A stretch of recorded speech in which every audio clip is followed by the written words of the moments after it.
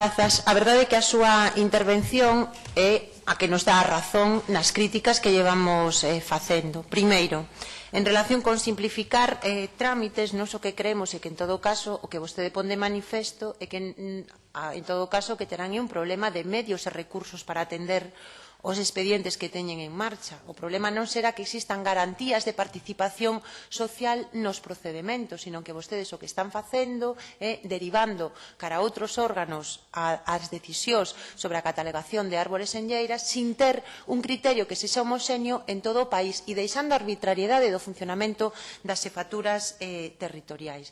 Imagino que a vostede lle parecerá que o feito de que non haxa garantías de ningunha convocatoria, o sea, de que se elimine a obrigatoriedade que hai, polo menos por lei, de que teña que reunirse o órgano de participación, que este comité de árbores enlleiras, unha vez ao ano, non lle dá máis garantías de funcionamento. O que vemos é que queren consolidar a práctica que teñen establecida na actualidade, porque corríxame vostede, se os datos que teño eu están no certo, a última xuntanza que houbo deste comité foi no ano 2011. Por tanto, se desde o ano 2011 ata o ano 2014 vostedes non o convocan, o problema non será da axilidade, será que vostedes non convocan os organismos e, por tanto, hai unha ineficacia en quen estuvo e está dirixindo, neste caso, a Dirección Xeral de Conservación da Natureza. Vostede mesma recoñece que ese Consello, onde hai unha participación de persoas e entidades expertas, en vez de ter que opinar sobre todos os casos, vai a facelo só naqueles que vostedes determinen. Cal vai a ser a realidade práctica? Que vostedes van a obviar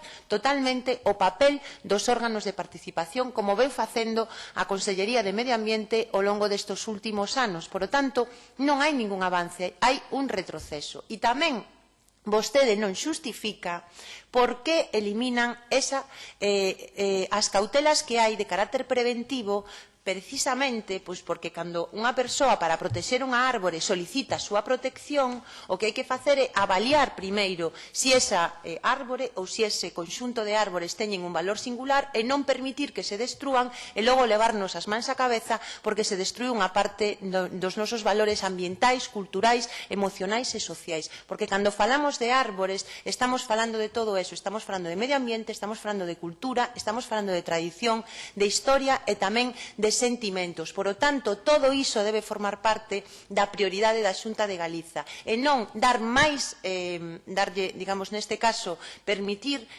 que se podan destruir por carreteras, por concentracións parcelarias ou por outro tipo de actuacións, árbores que teñen un valor e que ao mellor non estaban catalogadas porque ben esa persoa non tivo interese ou porque ben a administración ou as asociacións non fixeron unha labor nese sentido, pero realmente o que hai que darlle a volta á tortilla. Hai moitas peticións